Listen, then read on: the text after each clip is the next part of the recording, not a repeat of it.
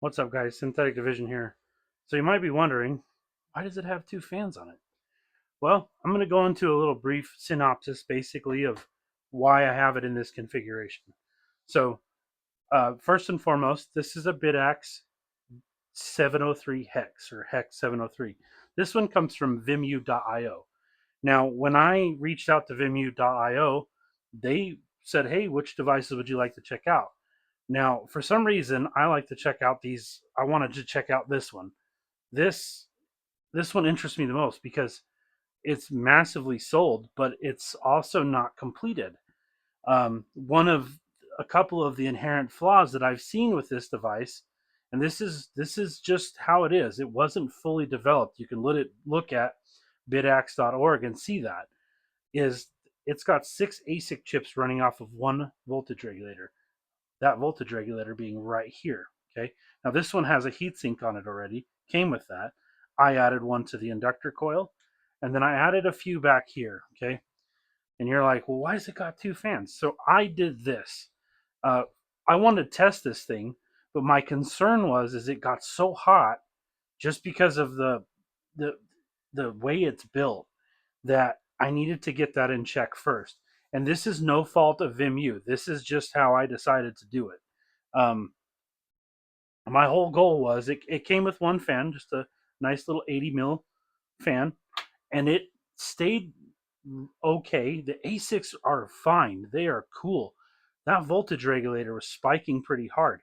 One of the things I noticed about the stock power brick that it came with it, and reaching out onto the groups and stuff, this is the stock power brick. It's got a pretty chunky boy brick. I mean, you can look at this.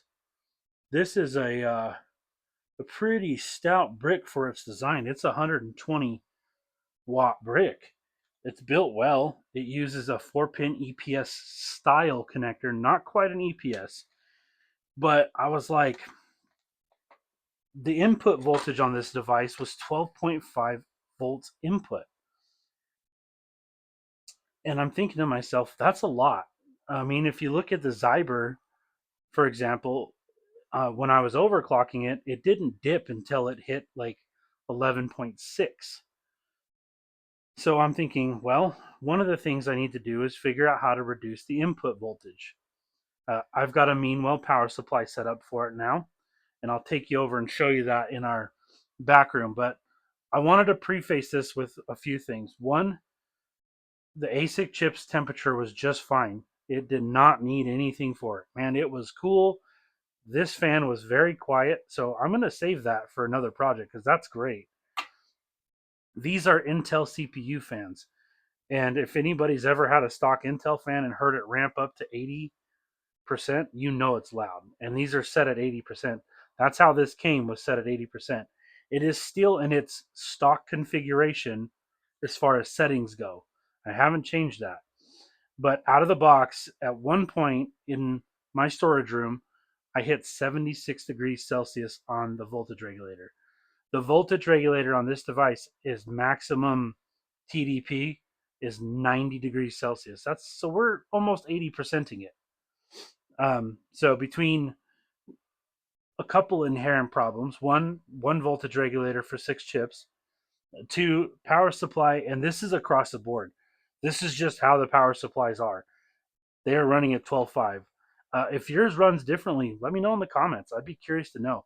But I've talked to about 15 other people about it, and they're all saying the same thing. Input voltage is high. So now the question is, I need an EPS style connector. I will show you what I did when we get to the storage room. But let's get over there. Let's get the device in there, and we'll take you and go through to all the settings that I went to. So, one sec. Okay, so here we are, guys. Now I have a 300 watt Meanwell power supply behind here.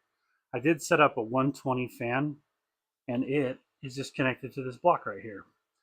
So we come around the side here, you'll see I built my own EPS connector.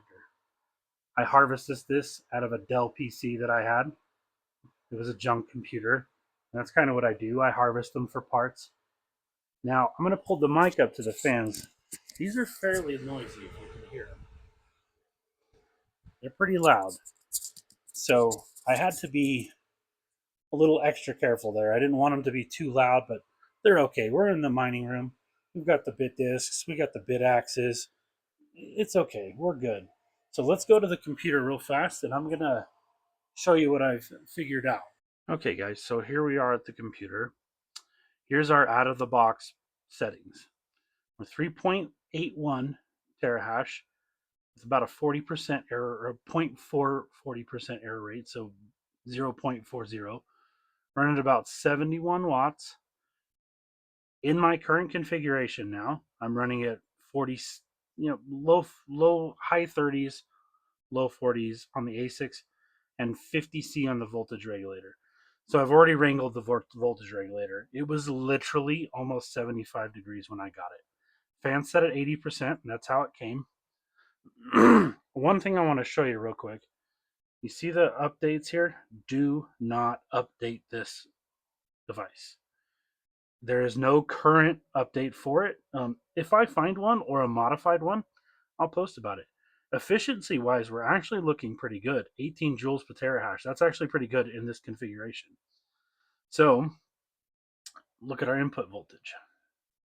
We are 11.8. That is fantastic. That is so much better. We may dip if we decide to overclock, and I might. So let me know down in the comments if you want me to overclock this. I'm willing to give it a shot. But I just want to say this, guys. If you purchase this device, be warned about the temps. And I recommend getting it on a Meanwell fast, because it seems like, and again, this is just from what I've talked to a few people about, the stock power brick for some reason seems to run it at a little bit higher voltage. Other than that, it's performing really well. And technically, it's in a pretty good efficiency area. Yeah, I think we're in good shape, guys. I think we'll leave it here for now. We'll let it run like this for a few days. We'll check back.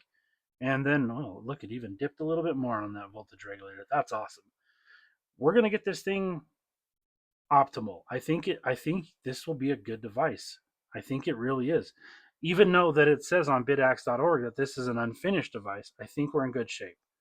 I like challenges like this. I like to be able to get this device or devices similar to this build and make them work. And this one did really good at making it work. A big shout out to Vimu for sending me the device. Hopefully, we can do more with them in the future. They did send me a Bitaxe Gamma 601. It's trucking away right there, doing great. Again, just the minor details, guys, packaging, quality of items, stuff like that. Like, I scanned over all these devices so far that I've gotten from them with a fine-tooth comb, and they look great. No bad solders, no janky looking stuff, no flux left on the boards. Looks really good. I'll leave a link down to their website if you want to check them out. They're also a big reseller, so if you're one of those guys looking for some of them big boy ASICs, they have that stuff too. But yeah, I think we're in a good spot where we're just going to leave it and let it go, and we'll check back on it in a few more days and see what happens. And then if you guys want to see me overclock it, leave me a comment down below. I'd be curious to see if you want me to overclock it or if you think I should leave it at this stock hash rate. Anyways, guys, thanks for watching my videos. Check out all the rest of them that I have going. I'm trying to upgrade the channel a little bit. We got some thumbnails going in and stuff like that. I think it's pretty awesome. So yeah, check us out over on the Jellyfish Discord. I'll leave the link for that is in my bio. Check out vimu.io. It's spelled VIMU.io. Really cool company, guys. Really nice people. Super cool. Anyways, guys, thanks for watching. Like and subscribe. Peace out.